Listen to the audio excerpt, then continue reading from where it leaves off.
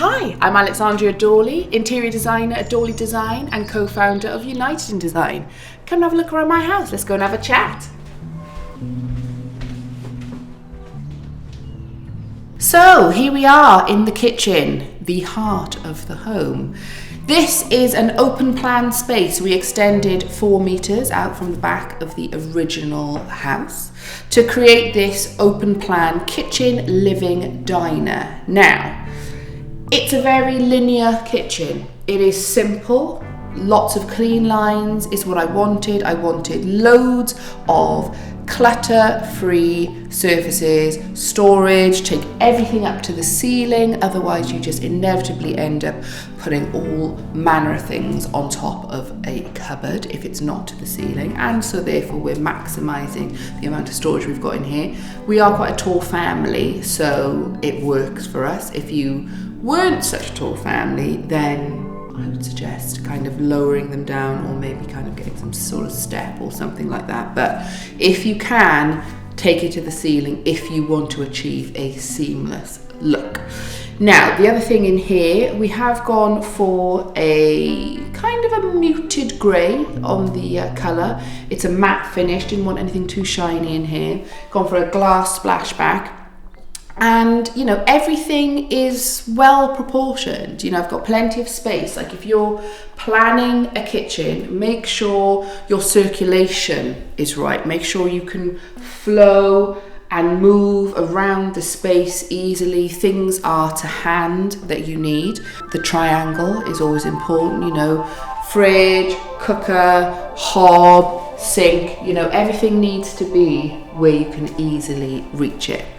Now, this is a very practical, family orientated kitchen.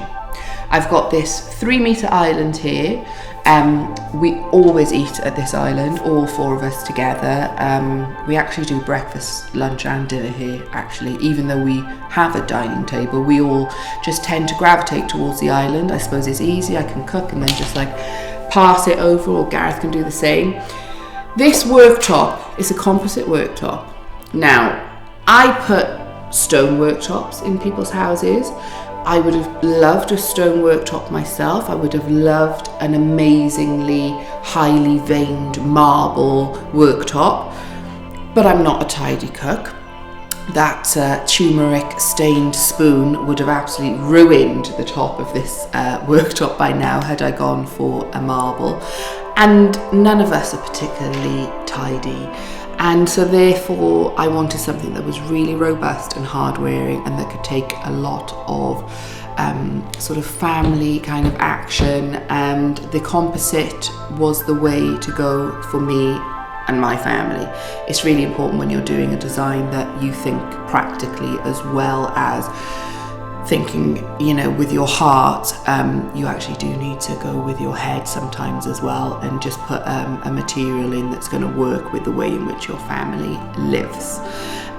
So the kitchen, as I said, heart of the home, really, really simple design, but is timeless and will really work for us for a very long time. And because it's in that open plan space as well, I wanted it to feel less kind of functional kitchen, more really lovely piece of furniture. So hence the fact it is quite simple and handleless, and it just sort of blends into the background. So there's a few other kitchens that I've done, which you will see a similar kind of aesthetic going on there as well. But equally, you know, if you want something a little bit more traditional, you know, I've done that too. So yeah, kitchens are a favourite of mine.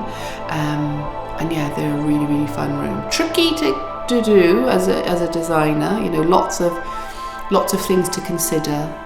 You've got plumbing and electrics and all of those things added into the mix, as well as obviously the general overall aesthetic. Function is key, practicality is key, and we have to make it look beautiful as well. But yeah, kitchens, love them.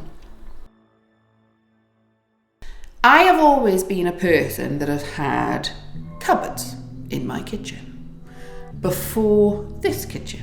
And then I was adamant I wanted to do away with the cupboards and have a lot more drawers. So all of my base units are drawers across the whole of the kitchen, and it is 100% the best thing I've ever done. No more, items languishing at the back of a cupboard that you can't get to, that are covered in dust. I can absolutely see everything. It's really easy for the kids. They can just open the drawer, find everything super quick. So I'd say number one top tip would be, if you can and it fits into your design and aesthetic, let's get some more drawers in there. You will thank me for it, 100%. Drawers over cupboards. That's my advice. Anyway, up to you. So, the dining area within the open plan space. As I said earlier, we very rarely actually use this table. Christmases, birthdays, if we have guests round for dinner parties and stuff, but on a day-to-day we tend to eat at the island. But I do love the dining space, and it's important when you're working in an open plan room to zone the spaces so they have an identity of their own. So here we have this backdrop of a blue geometric wall, super simple to achieve yourselves. It's literally sheets of MDF cut into a pattern, stuck to the wall, and then painted. So a relatively cheap and achievable activity for somebody who's potentially a DIY aficionado. I am not, and so therefore I had a professional to do it, but I think it could be a job for the weekend, maybe. But it definitely makes this the kind of statement in this room and is a great backdrop, and it kind of says, yes, this is the dining area. Now, the other thing that's on this wall, which isn't a stormtrooper, although it looks a little bit like a stormtrooper, that's actually a speaker. It's probably the one thing that Gareth had ownership over within this space, and I did feel like I just needed to give him something. And actually it's a really amazing speaker, so when we've had some good parties, it gives off a really, really good sound. So I'm good with this. Sometimes you have to do these things. It's all about give and take. So yeah, this is our dining space.